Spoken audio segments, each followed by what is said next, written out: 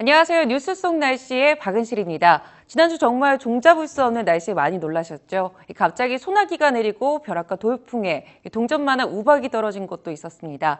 특히 국내에서는 보기 드문 강력한 회오리 바람이죠. 용오름이 고양시에서 발생해서 큰 피해를 입혔는데요. 오늘은 최근에 일어난 한반도 기상 이변에 대해 알아보는 시간 가져보도록 하겠습니다. YTN 사이언스 양혜영 기자 나와 계십니다. 네, 안녕하세요. 네, 안녕하세요. 네, 이번에 고양시에서 발생했던 용오름, 미국에서는 토네이도라고 불리잖아요. 네. 강력한 회오리 바람, 용오름이 발생한 원인은 무엇일까요? 네, 이 경기도 고양시에서 며칠 전에 용오름이 이제 발생했었죠. 경운기까지 날려버릴 정도로 순간 초속 60m 정도의 강력한 바람이 불어서 주변 일대 비닐하우스가 큰 피해를 입었습니다. 국내에서 용오름이 관측된 것은 이번이 8번째지만 그동안은 대개 울릉도나 제주도 인근 해역 등 바다에서만 발생해 왔습니다. 이 용오름은 구름이 갑자기 성장하면서 생긴 강한 상승 기류가 먹구름 아래에서 깔때기 모양의 회오리 바람을 일으키는 건데요. 이렇게 이 용오름이 육지에서 일어난 이유를 보면요. 한반도 주변의 극단적인 아주 극심한 대기 불안정 때문입니다. 지면에서 수직으로 발달한 이 정란운의 이 숨은 열들이 구름 속에 있는 이 공기를 데워서 강한 상승 기류를 만들게 되는데 이때 이 상승 공기는 구름의 꼭대기 부분에서 다시 천천히 회전하면서 아래쪽으로 내려와 이 깔때기 모양을 만들면서 이 깔때기 끝이 지면에 닿으면 용오름이 만들어지게 되는 겁니다. 현재 기상청에서는 현장 조사를 통해서 용오름 발생에서부터 소멸까지 정확한 경로를 분석하고 있습니다. 네.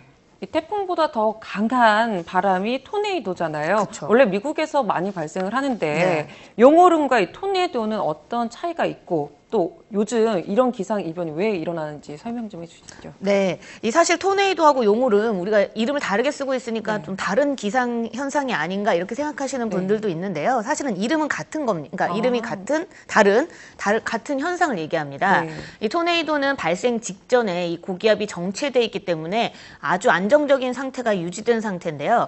이 산지가 많은 곳에서는 기압차가 많이 생기기 때문에 대개는 평야가 발달된 육지에서 많이 발생합니다. 이 토네이도는 미국에서 많이 발생하는 것으로 다들 알고 계실 텐데요. 이 로키 산맥에서 불어오는 차고 건조한 대륙성 한랭 기단과 멕시코만에서 넘어오는 따뜻하고 습한 해양성 기단이 넓은 평원에서 만나게 되면 토네이도가 만들어지게 됩니다. 아무래도 산지가 많은 우리나라에서는 육지에서 이 토네이도가 발생하는 경우, 그러니까 용오름이 발생하는 경우는 사실 많지 않고요. 주로 이 따뜻한 여름바다에서 많이 발생해 왔는데요.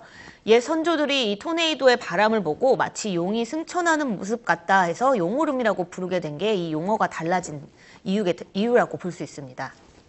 네, 용어만 다를 뿐이지 같은 현상이라고 합니다. 그런데 지난주에는 용오름뿐만이 아니라 천둥, 번개가 치고 우박이 떨어진 곳도 있잖아요. 그렇죠. 지금까지 초여름 날씨와 상당히 다른 것 같은데 원인이 무엇일까요? 네, 이 용오름이 발생했던 것 그리고 소나기와 우박까지 내렸던 것은 바로 아주 불안정한 대기 상태 때문입니다. 이 봄에서 여름으로 넘어가는 요즘 이 땅 위 온도는 30도까지 오고 갈 정도로 굉장히 높지만 한반도 상공은 영하 15도의 찬 공기가 뒤덮고 있습니다. 이 온도가 다른 두 공기들이 격렬하게 섞이면서 불안정한 상태가 되는 건데요. 이 대기 위아래 공기의 온도차가 클수록 에너지가 커지는데 온도차가 한 40도 이상이 나다 보니까 이 따뜻한 공기가 아주 빠르게 위로 올라가게 되면서 10km 두께의 정란운이 만들어지고 있는 겁니다. 이 때문에 1시간에 70mm가 넘게 퍼붓는 물폭탄이 쏟아지고 있기도 하고요. 또 이틀에 4,000번이 넘는 천둥 번개가 치고 우박까지 내렸던 거죠. 이 원래 계절이 바뀌는 문턱에서는 이 같은 대기 불안정 상태 종종 나타나기는 하는데 이번에 더 강력한 기상 현상이 일어난 거는 아무래도 한반도 주변의 기압 배치 때문이기도 합니다. 우리나라의 북쪽에는 지금 현재 저기압이 또 남쪽에는 고기압이 버티고 있어서 두 기압의 이 접점에서 찬 공기와 따뜻한 공기가 계속 유입되고 섞이다 보니까 아주 불안정한 대기 상태가 일주일 넘게 이어졌던 겁니다. 네. 요즘 온도나 강우량을 살펴봤을 때 어떤 변화가 생겼나요? 네, 이 지난달 우선 눈과 열대야가 한 달 안에 공존했었던 아주 특별한 이 날씨를 보였었습니다.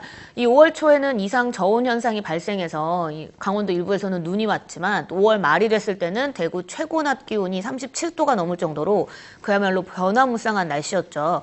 이 온도도 큰 변화가 있었는데요. 비교를 좀 해보면 1920년대에 비해서 최근 이 2000년대에 국내 계절별 평균 기온이 올랐습니다. 봄은 2도, 여름은 0.4도, 가을은 1.3도, 겨울은 2.4도가 각각 올랐는데요. 사실 숫자 자체만 보면 체감보다는 이 평균 기온이 크게 안 오른 것 같다 이렇게 느끼시는 분들도 계시겠지만 사실 평균 기온이 1도가 올라가면 수백 밀리미터의 강수량 변화를 일으키게 됩니다. 실제로 이 우리나라의 여름철 연평균 강수량을 비교해 보니까 1920년대에 비해서 163.9mm가 늘었고요.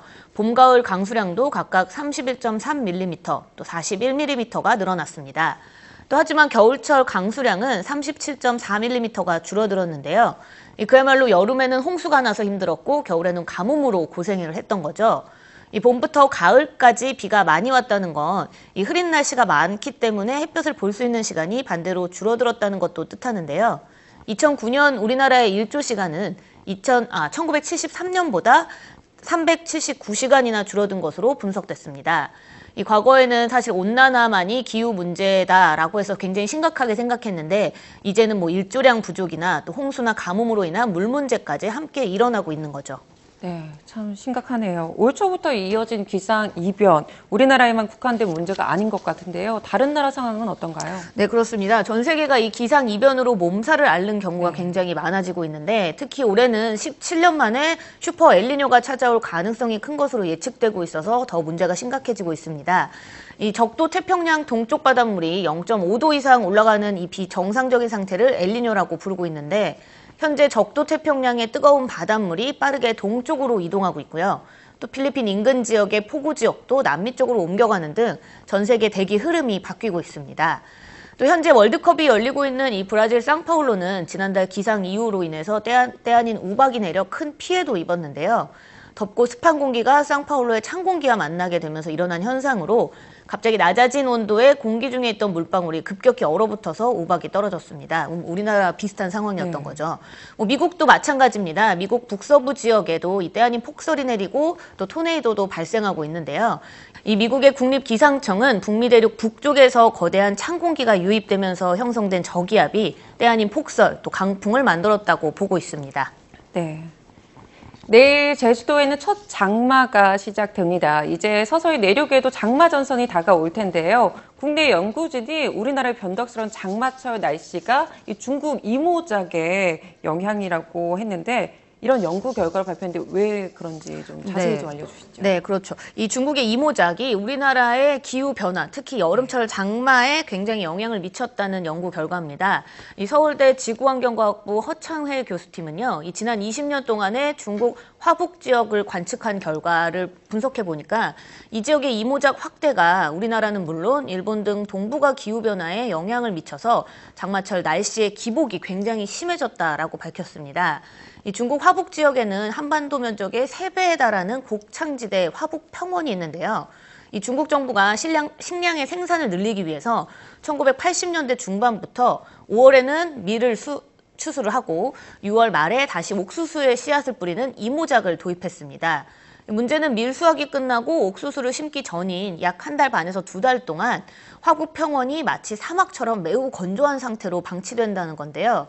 연구팀은 미 항공우주국 나사의 지구 관측 위성이죠. 이 테라를 이용해서 화북 평원을 관측해 본 결과 5, 6월 달에 이 같은 위도에 있는 다른 지역보다 온도가 크게 올라가고 있고 그 올라간 상태가 마치 내몽고 사막과 비슷해진다는 것을 확인했습니다. 네, 오늘 말씀 감사드립니다. 네, 최근 들어 이상기후 현상이 많이 발생하면서 걱정하는 분들도 많으시지요. 기후는 우리의 삶에 가장 가깝게 영향을 미치기 때문에 기상이변에 따른 피해를 최소한으로 줄이기 위한 대책 마련이 시급해 보입니다. 뉴스 속 날씨는 여기까지입니다. 시청해주신 여러분 감사합니다.